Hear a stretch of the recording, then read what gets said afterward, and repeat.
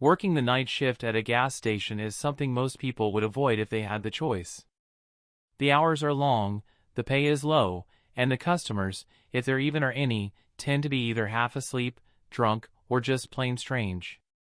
But for one employee, a night at a rural gas station became much more than boring or strange. It turned into one of the most terrifying experiences of his life. It was the summer of 2017. Jake, a 22-year-old college student, had picked up a part-time job at a small 24-hour gas station just off a two-lane highway in the middle of nowhere. The kind of place you'd only stop at if you were desperate for fuel or coffee on a long drive. Jake had only been working there a couple of weeks, and though the quiet nights sometimes made him uneasy, he had started to get used to the rhythm, one or two customers every hour, then long stretches of silence broken only by the hum of the coolers and the occasional moth buzzing against the fluorescent lights outside. But one night, just after midnight, something was different. The first sign came when an old pickup truck rolled slowly into the lot. The truck looked beat up, its paint chipped and headlights dim. Jake watched through the window as it pulled up to one of the pumps, but the driver didn't get out. Minutes passed. The truck just sat there, engine running. Eventually, the door creaked open and a man stepped out. He was tall, thin, wearing a dirty flannel shirt and jeans that looked like they hadn't been washed in weeks. His hair was greasy, his face unshaven. He didn't head straight for the pump like a normal customer. Instead, he just stood by his truck, staring at the building. Jake shifted uncomfortably. He'd dealt with drunk customers before, but this felt different. Finally, the man walked into the store. The little bell above the door chimed, and Jake greeted him the way he was trained, "Evenin'. Need help finding anything?" The man didn't answer. He just walked slowly down the aisle, eyes darting from shelf to shelf, like he was pretending to look at the snacks. Then, without picking up a single item, he turned and walked back outside. Weird, Jake thought. Maybe the guy just needed to use the bathroom. But 5 minutes later, the man came back in. Same routine. Wander the aisles. No words. No purchase. Back outside. This repeated 3 more times. Each time, the man would linger a little longer, his eyes occasionally flicking toward Jake behind the counter. His face was expressionless, but there was something unsettling in the way he moved, slow, deliberate, like he was studying the layout of the store. By the 4th time, Jake's nerves were on edge. He pulled out his phone, thinking about texting his manager, but didn't want to seem paranoid. Then he noticed something that made his stomach sink. Through the security monitor, which showed the feed from the outside cameras, Jake saw the man wasn't heading back to his truck. He was circling the building instead, moving just out of view of the windows. Jake froze. He leaned forward, eyes locked on the screen. The man stopped at the side of the building, then slowly walked toward the back, disappearing into the darkness. For the first time that night, Jake locked the front door. He didn't care if it was against policy. Something about this man wasn't right. The store was silent except for the hum of the refrigerator units. Jake tried to convince himself the guy was just drunk, maybe looking for a place to sleep it off. But then... rattle. The sound came from the back door. The one employees used for deliveries and trash.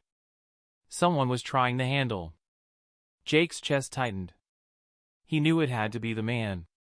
He was testing the doors, trying to find a way in. His first instinct was to hide, but he forced himself to grab the store phone and dial 911. His hands shook as he whispered into the receiver, telling the dispatcher that a man was trying to break into the gas station. As he spoke, the rattling stopped. For a few seconds, the world went silent. Then, another noise. This time, the faint sound of footsteps crunching on gravel, moving slowly along the side of the building. Jake crouched behind the counter, peeking at the security monitor.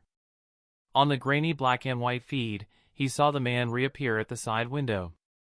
His face was pressed against the glass, staring into the store. Jake ducked lower, heart pounding so hard he thought the man might hear it. The dispatcher stayed on the line, reassuring him that deputies were on the way. But in the middle of nowhere, on the way meant at least 15 minutes. And in that time, anything could happen. The man circled the building again. Jake lost sight of him on the cameras. The silence stretched on, unbearable. Then suddenly, there was a loud bang on the back door, as if someone had thrown their shoulder into it. The thin metal frame shook violently. Jake clutched the phone, whispering frantically into it. The dispatcher urged him to stay calm, to stay hidden. Another bang. And another. Jake was sure the door would give in.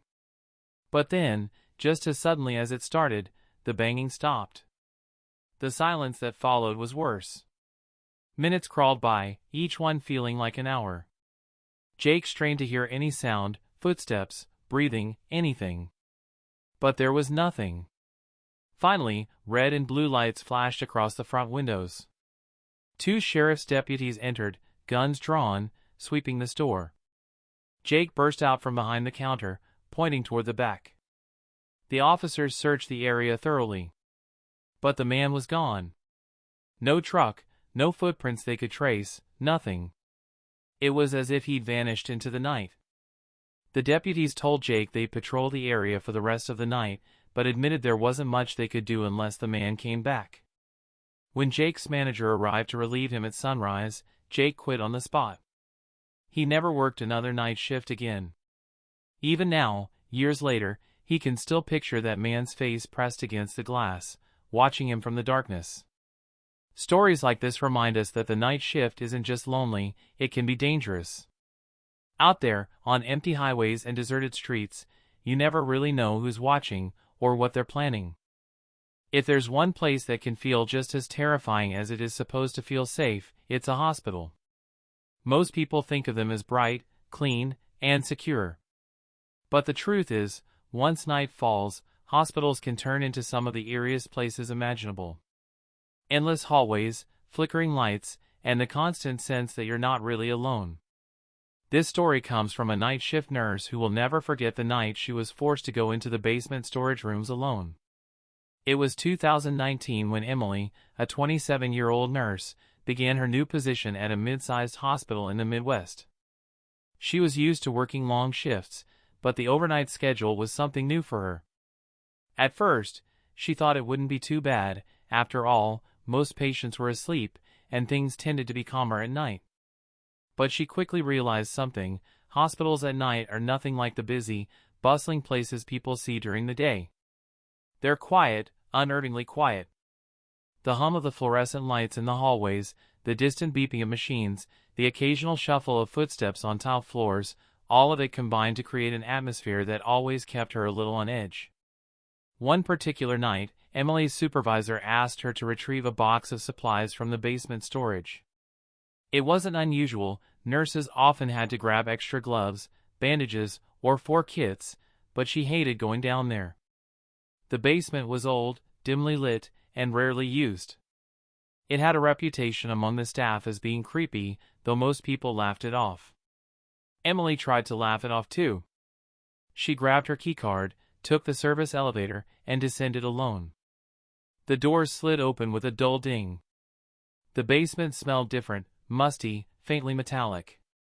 The air was colder, heavier. The fluorescent lights above buzzed faintly, casting long, stretched shadows across the concrete floor. Emily walked down the long hallway, her shoes echoing louder than she expected. To her right were storage rooms filled with medical equipment, boxes of old files, and supplies that hadn't been touched in years. The hallways seemed to go on forever, each door identical, each shadow deeper than the last. She told herself to just get the supplies quickly and go. The storage room she needed was about halfway down. She unlocked the door, flicked on the light, and began searching the shelves. That's when she heard it. Footsteps. Slow. Measured. Coming from the hallway. She froze, her heart skipping a beat. Maybe it was another nurse or a janitor, she thought. She called out, her voice cracking slightly. Hello? Is someone down here? No answer. The footsteps stopped. Emily stood still, straining her ears. For a long moment, the silence was absolute. Then, from somewhere farther down the hall, tap, tap, tap. 3 more footsteps. She hurriedly grabbed the box she needed, holding it tight to her chest, and stepped back into the hallway. It was empty. The long stretch of doors and flickering lights stared back at her, quiet and still. She began walking toward the elevator, her pace quickening. Halfway there, she felt it. The overwhelming sensation that she was being watched. Her skin prickled, the hairs on her arms standing straight. She turned her head slightly, and froze. At the far end of the hallway, nearly swallowed by shadow, was a figure. Tall. Motionless. It stood just at the edge of the light, its features obscured, its body completely still as if it had been waiting for her to notice. Emily's breath caught in her throat. She blinked, and for a second, she thought maybe it was a trick of the shadows. But no, the shape was too solid, too real. She whispered a shaky hello, again. The figure didn't respond. It didn't move at all. Her instinct screamed at her to run, but she forced herself to walk as calmly as possible toward the elevator. She kept her eyes fixed on the figure, terrified that if she looked away, it would suddenly be closer. When she finally reached the elevator, she swiped her keycard so hard the plastic nearly cracked. The light turned green, and the doors slid open painfully slowly. She stepped inside, never breaking eye contact with the figure. Just as the doors began to close, the lights in the hallway flickered violently, buzzing, humming, and in that split second, Emily saw the figure take a step forward. The doors shut with a metallic clunk, and the elevator lurched upward. Emily's chest heaved as she clutched the box of supplies, whispering to herself, "It's fine, it's fine, it's fine." When the doors opened to the brightly lit main floor, the contrast nearly blinded her. Nurses bustled in the distance, machines beeped steadily, life returned to normal. She forced herself to act as if nothing was wrong, but inside, she was trembling. Later that night, she asked a janitor if anyone else had been scheduled to clean the basement. He shook his head. No one had been assigned down there for weeks.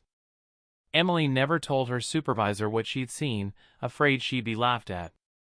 But she never forgot the figure, standing perfectly still in the shadows, waiting. From that night on, she made sure she was never the one asked to go down into the basement alone again. Hospitals are meant to be places of healing, but at night, they can feel like something else entirely. And for Emily, the basement wasn't just creepy. It was a reminder that sometimes the shadows hold more than just old supplies. Working as a security guard might sound boring, long hours of watching empty buildings and staring at camera monitors. But the truth is, when you're alone in a massive building at night, every sound, every shadow, and every flicker on a screen starts to feel wrong.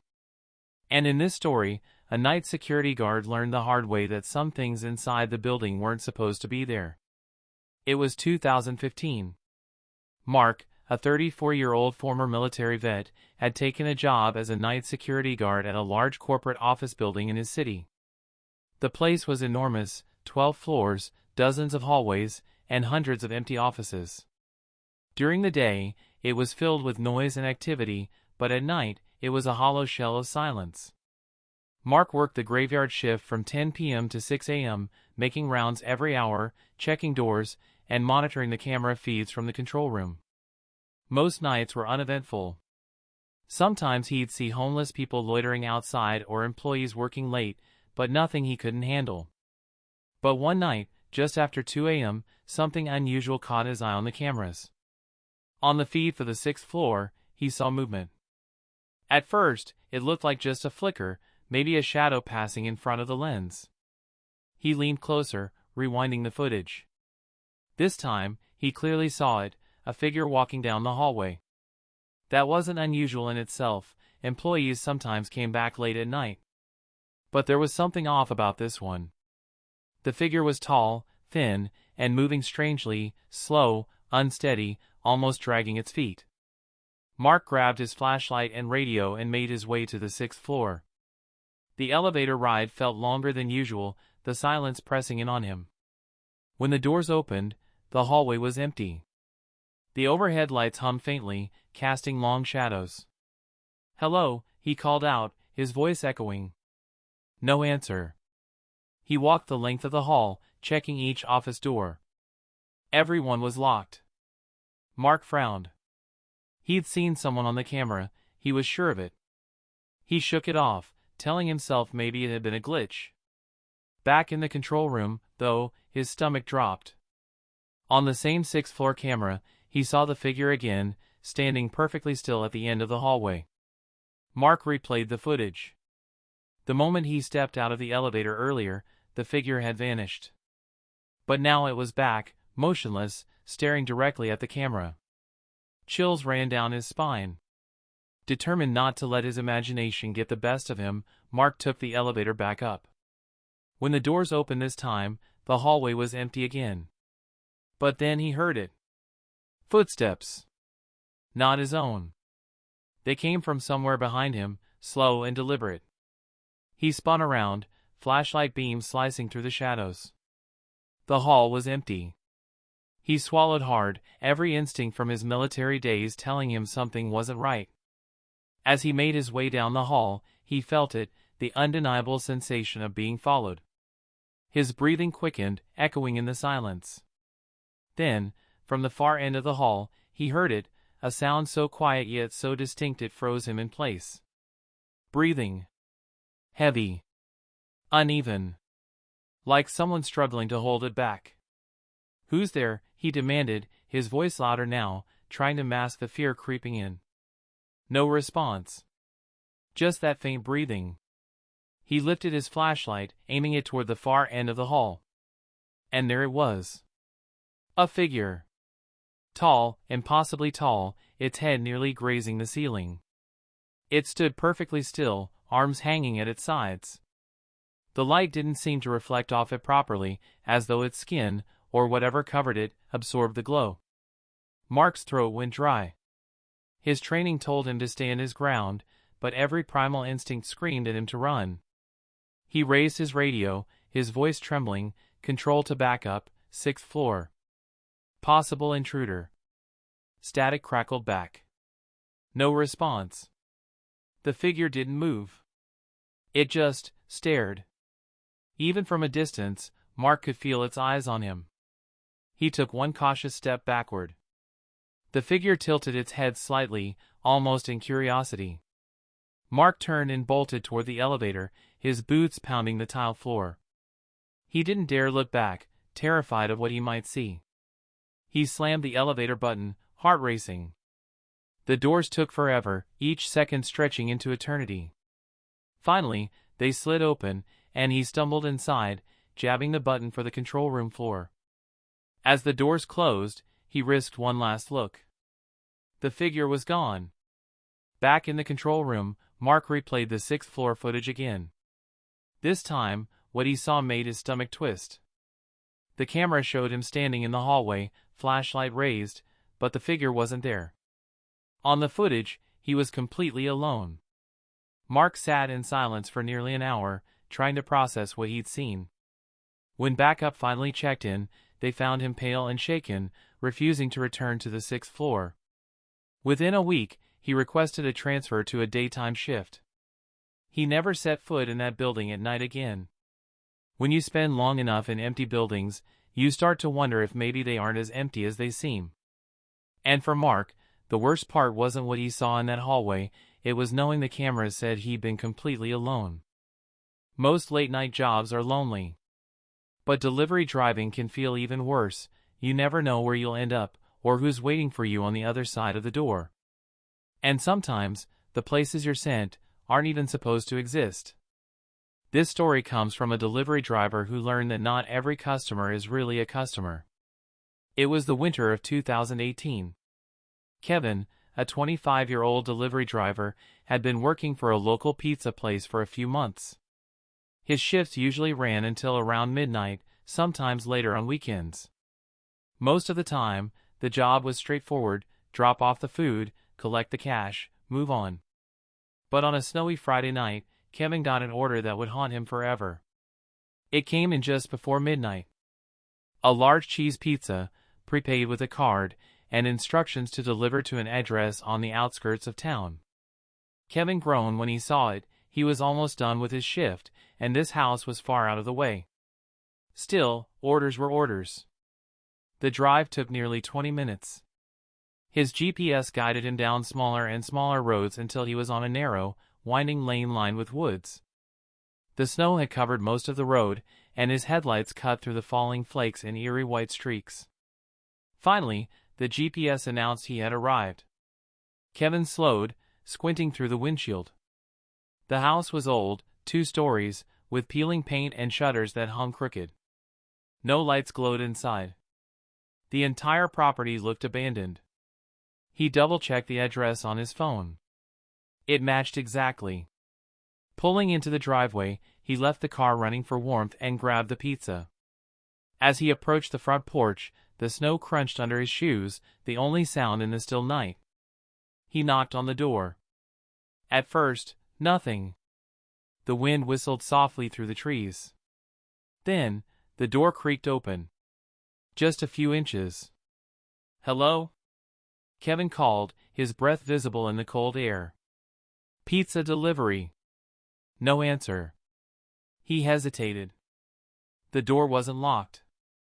Maybe the customer was elderly or disabled, he thought. He nudged it open slightly with his free hand. The interior was dark. The air smelled musty, like dust and mildew. The faint outline of a hallway stretched ahead, but no lights flickered on. Then, from the darkness, a voice. Soft. Whispery. Almost childlike. "Come in." Kevin froze. His instinct screamed at him not to step inside. Still, he called out again, I'll just leave the pizza here at the door, all right?" Silence. Then, again, the whisper, "Come in." This time, the voice was closer. Kevin's heart thudded in his chest. He placed the pizza box carefully on the porch, backing away slowly. "Okay. I'm leaving it here," he said firmly. He turned to head back to his car, when movement inside caught his eye. Through the gap of the open door, he saw a pale figure shift in the shadows. It was tall, its limbs unnaturally long, its head tilting at an odd angle. Kevin's stomach dropped. The figure stepped closer to the doorway, and for a brief second, he saw its face, or what should have been a face. Its skin was pale, stretched tight, with hollow black sockets where eyes should have been. Its mouth hung open slightly, as if frozen mid-scream. Kevin bolted.